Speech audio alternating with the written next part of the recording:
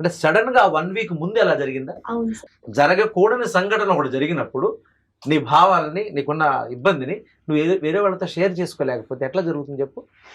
మా ఫ్యామిలీ చాలా sensitive sir, వాళ్ళు బాధపడతారని ఇంకా అదే తల్లి. అలా కాదమ్మా ఆన్సర్. ఇప్పుడు సడన్ గా మీ అమ్మ నాన్న నీతో మాట్లాడడం మానేశారు అనుకో, ఒక రోజు ఆగుతావేమో, 2 రోజులు ఆగుతావేమో, 3వ రోజు ఏంటమ్మా ఎందుకు మాట్లాడలేదు నాతో అని అడగవా నువ్వు?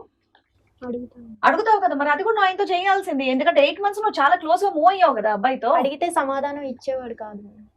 అలాంటప్పుడు పెళ్లి చేసుకోవద్దు. నువ్వు సమాధానం చెప్తేనే నేను నిన్ను పెళ్లి చేసుకుంటా అని చెప్పి గట్టిగా ఉండాల్సింది. కానీ ఇప్పుడు చూడు, దురదృష్టం ఏంటంటే నువ్వు ఆ క్లారిటీ లేకపోవడం వల్ల, ఆ ప్రశ్నించకపోవడం వల్ల నువ్వు ఎటూ కాకుండా అయిపోయిందమ్మా నీ జీవితం. అది చాలా బాధాకరం.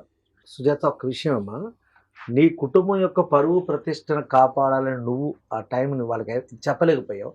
బట్ ఈ రోజున ఇక్కడ రావాల్సి వచ్చిందా లేదా? అవును sir. So with your permission madam గారు, సార్. ఎస్. సో మీ హస్బెండ్ కూడా పిలుద్దాం. సందీప్, రామా. నమస్తే మేడం. నమస్తే. కూర్చో. నీ వయసు ఎంతమ్మా? 28 ఏళ్ళు మేడం. 28. అమ్మాయి గుర్తుందా, మర్చిపోయావా? గుర్తుంది మేడం. ఎవరు? సుజాత మేడం, నా భార్య. నీ భార్య గుర్తుంది కదా? గుర్తుంది. పెళ్ళి ఎన్నేళ్ళు అవుతుంది?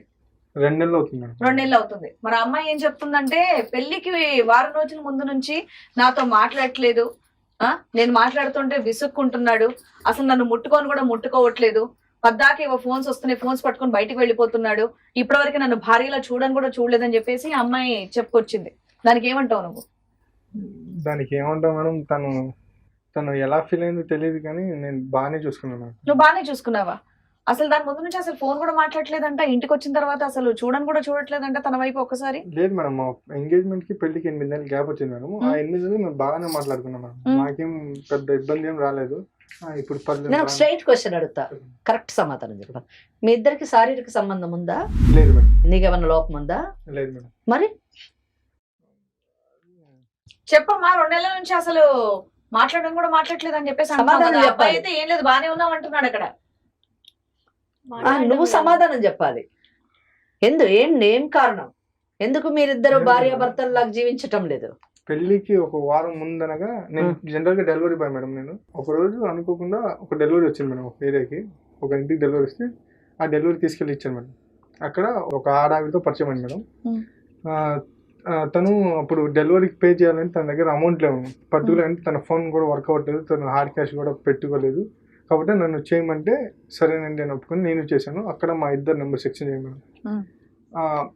దాని తర్వాత తను నెక్స్ట్ డే నాకు అమౌంట్ సెండ్ చేసేసారు మేడం. దాని తర్వాత 2 రోజుల తర్వాత ఒక కాల్ చేశారు మేడం. దాదాపు 7 గంటలకు అనుకుంటాం, సాయంత్రం 7 గంటలకు కాల్ చేశారు. అప్పుడు నేను వేరే డెలివరీ ఉంటే ఆ డెలివరీ ఇస్తున్నాను. కాల్ చేసి నాకు బోర్ కొడుతుంది, బయటికి వెళ్దాం రా అంటే, అసలు మీకు నాకేం సంబంధం అండి, అసలు నేను ఎలా వస్తానని అనుకున్నారు, మీరు ఎలా కాల్ చేశారు అంటే, పర్లేదు రా అంటే, లేదండి నాకు కుదరదు, నాకు డెలివరీస్ ఉన్నాయండి, నాకు జీవితం ఉంది చేసుకోవాలంటే, ఆ డెలివరీ డబ్బులు ఏమున్నాయి, నేనేమన్నా ఉంటే నేను చూసుకుంటా, లేకపోతే డెలివరీ అయినాకే రా 10 గంటలకి నేను ఇలా చెప్పానండి. సరేలే అసలు ఎందుకు పిలిచారో వెళ్ళి చూద్దామని నేను 10 గంటలకు వెళ్ళండి. వెళ్ళాము. అక్కడ జనరల్గా కలిసి మాట్లాడుకున్నాం. తనేదో తన కష్ట సుఖాలు చెప్పుకుంది. నేను జనరల్గా సరే అండి అని విన్నాను. సరే మీకు మందు అలవాటు ఉందా అని? లేదు మేడం, కంటిన్యూ తాగాను, ఎప్పుడో ఒకసారి ఫ్రెండ్స్తో కూర్చున్నప్పుడు తాగుతానండి అని చెప్పానండి. సరే అదైతే ఇప్పుడు తాగని. లేదు మేడం, ఇప్పుడు నేను తాగను అని చెప్పానండి. లేదు పర్లేదు ఇప్పుడు తాగొచ్చును, నాకేం ప్రాబ్లం లేదంటే సరేలే అని నేను మందు తాగానండి. ఆ మైకంలో ఏమైందేమండి, మేము అనుకోకుండా శారీరకంగా కలిసిపోయామండి. నువ్వు డెలివరీ ఇవ్వడానికి వెళ్ళిన వాళ్ళ ఇంట్లో ఆ మహిళతో. ఏం పేరు ఆవిడది? కమల అండి. ఎంత ఉంటుంది వయసు? దగ్గర 40 సంవత్సరాలు ఉండొచ్చు. నీ వయసు ఎంత? 28. ఏమైనా సంబంధం ఉందా? వయసుకి సంబంధం లేదు, మా ఇద్దరికి ఉందండి. ఆమె పెళ్ళైన ఆమెనా? పెళ్ళైన ఆమె అండి. ఆమె భర్త చనిపోయారంటండి, 3 ఏళ్ళు అవుతుంది. ఓకే, నువ్వు ఆమెను ఉద్ధరించడానికి వెళ్ళావు అంతేనా? ఉద్ధరించడానికి నేను వెళ్ళలేదండి, ఉద్ధరించాల్సి వచ్చింది. ఏం మాట్లాడుతున్నావు పెద్ద ఆవిడతో? ఏం సమాధానం చెప్తున్నావు? సందీప్, ఏం మాట్లాడుతున్నా నీకు అర్థమవుతుంది? ఇది పెళ్లికి ముందా నువ్వు చెప్పేది పెళ్ళైన తర్వాత? ఇది పెళ్లికి ముందండి. మా శారీరకం కలిసింది ఫస్ట్ టైం పెళ్లికి ముందండి. డెలివరీ ఇవ్వడానికి వెళ్ళిన నువ్వు, అంటే ఏదైతే నీ జీవిత భాగస్వామికి నువ్వు డెలివరీ చేయాల్సిన ప్రేమ, ఆప్యాయం వగేరా ఏదైతే ఉన్నాయో అవి ఆ మహిళకి డెలివరీ చేయగలిగావు. What is this? అసలు ఇక్కడ అర్థమవుతుందా? అది అనుకోకుండా ఆహా, అనుకోకుండా అయిపోయిందండి. ఎలా అవుతుందమ్మా? చక్కగా మీరు ఎంగేజ్మెంట్ అయ్యింది, ఇంకొద్ది రోజుల్లో నీకు పెళ్ళి అన్నప్పుడు అలా ఎలా చేయగలిగావు? అంటే ఆ రోజు మందు తాగి అంటే నీకు ఏమైనా ప్రాబ్లం ఉందా? లేదండి ఏం లేదు. ఆ, అంటే మరి? మందు తాగితే తప్పు చేస్తావా? మందు తాగితే అసలు మన ముందు అసలు ఏముంది? ఎవరో ఏంటో తెలియని ఆవిడ తెలియదు. ఫస్ట్ టైం ఇంటికి పిలిచి మందు ఆఫర్ చేస్తే ఎలా తాగుతావు నువ్వు? చెప్పాను కదా నేను అక్కడికి వద్దు వద్దని అన్నాను.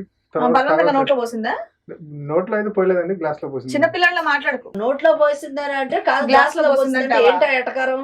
ఏమనుకుంటున్నావు? ఇక్కడ కూర్చున్నవాడు పిచ్చోళ్ళకి కనిపిస్తుందని నీ కంటికి?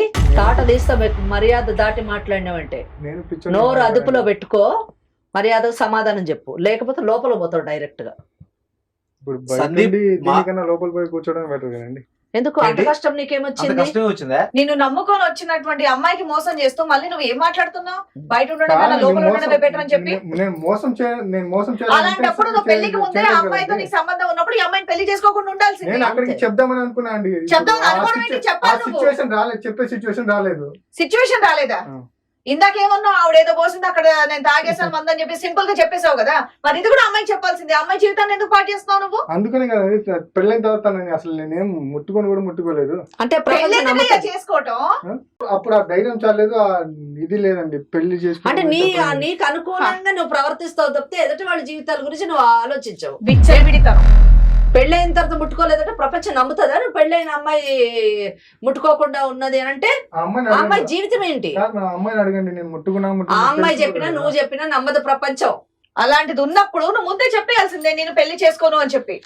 పెళ్లి అంటే మన భారతీయ సంస్కృతి సాంప్రదాయాల్లో ఒక పెద్ద కట్టుబాటు, రెండు కుటుంబాల మధ్య, రెండు ఊళ్ళ మధ్య అదొక సంబంధం. దాన్ని చాలా ఈజీగా మాట్లాడేసి నువ్వు చాలా ఈజీగా మాట్లాడేస్తున్నావు. ఇప్పుడు చూడండి, ఆ అమ్మాయి ఫేస్ ఎంత అమాయకంగా ఉందండి, ఎంత సాంప్రదాయబద్ధంగా ఉందండి. అలాంటి పిల్లను మోసం చేస్తాడండి. అంటే ఆ అమ్మాయిలు అసలు ఏం చూశాడు? తన చెల్లికో తర్వాత తన చుట్టాల్లో తన బంధువులు ఎవరికైనా అన్యాయం జరిగితే ఊరుకుంటాడు. ఈయన చాలా తెలివైనడండి అబ్బాయి, నో డౌట్. తెలివైనోడు కాదు, చాలా క్రిమినల్. అసలు మీ నా భాషలో భాషలో చెప్పాలంటే చెప్పాలంటే కంత్రి నా కొడుకు అంటాను నేను. ఉద్ధరించడానికి నువ్వు సంఘ సంస్కర్తవా? ఇట్లా భర్తలు కోల్పోయిన భార్యలందరినీ ఉద్ధరించేస్తావా? ఏం మాట్లాడుతున్నావు? సార్ అందరినీ ఉద్ధరించకపోతే ఒక్కరిని ఉద్ధరిస్తే చాలు కదా సార్. వాళ్ళు మన నుంచి కంఫర్ట్ ఫీల్ అవుతుంటే ఆ కంఫర్ట్ మన కాటి నుంచి వస్తుంటే మనకు రే చెప్పేది అదేయ్యా నీకు. ఏం చెప్తున్నావు? అలా మేడం. ఉద్ధరించాలని నీకు పెళ్లికి ముందే తెలిసినప్పుడు అమ్మాయిని ఎందుకు పెళ్లి చేసుకున్నావు అని అడుగుతున్నావు. ఎంత బరితెగించి మాట్లాడుతున్నాడు మేడం. మరి భార్యను కూడా ఉద్ధరించాలి కదా, చేసుకున్న భార్యను ఉద్ధరించొద్దా? నీ భార్యను ఎవడు నీ ఉద్ధరిస్తాడా? లాజిక్ ప్రకారం. అందుకనే సార్ ఏం మాట్లాడుతున్నావు? తనకి డైవర్స్ ఇచ్చేద్దామని. ఏంటి డైవర్స్ పెళ్ళైన ఇస్తా. 2 నెలల తర్వాతనా? ఆ నిందేసిన తర్వాతనా? ఏ నిందేసిన ఆ? తర్వాత పెళ్లి అయిపోయింది ఆల్రెడీ అని చెప్పేసి తర్వాత ఇంకా తన లైఫ్ ఏంటి? సరే ఇప్పుడు ఈ అమ్మాయిని వదిలేసి వెళ్ళి ఆ ఆంటీని పెళ్లి చేసుకుంటావు నువ్వు? అవునండి, తను పెళ్లి చేసుకుంటే అన్ని ఫైనాన్షియల్ గా అన్ని చూస్తా అనుకుంది అని చెప్పింది.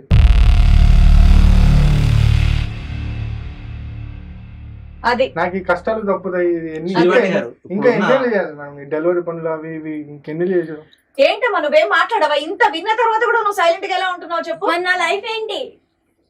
నీ లైఫ్ ఏంటంటే నువ్వు వేరే అంటే ఇంకా లైఫ్ సెట్ చేసుకోవాలి. ఇప్పుడు నాతో నాతో నీలాంటి చిల్లర బుద్ధి లేదు కదా అయ్యా ఆవిడికి. అదే చెప్తే నాతో ఇంకా కనెక్షన్ అసలు లేదు కదా మేడం. ఇంక చిల్లర బుద్ధి ఏంది, అదే బాబుద్ధి ఏంది, ఈ బుద్ధి కనెక్షన్ ఏంది? లేదంటే మెడలో తాళనేది ఒకటి కట్టావు కదా ఆవిడికి, దాన్ని కనెక్షన్ అంటారు. ఇప్పుడు డ్రైవర్స్ తో తీసేస్తావు కదా మేడం అది. మాట్లాడవు నువ్వేమి? నాకైతే ఒళ్ళు మండిపోతుంది ఆయన్ని చూస్తూ ఉంటే. నాకైతే లాగోడు పీక్ కొట్టాలనిపిస్తోంది.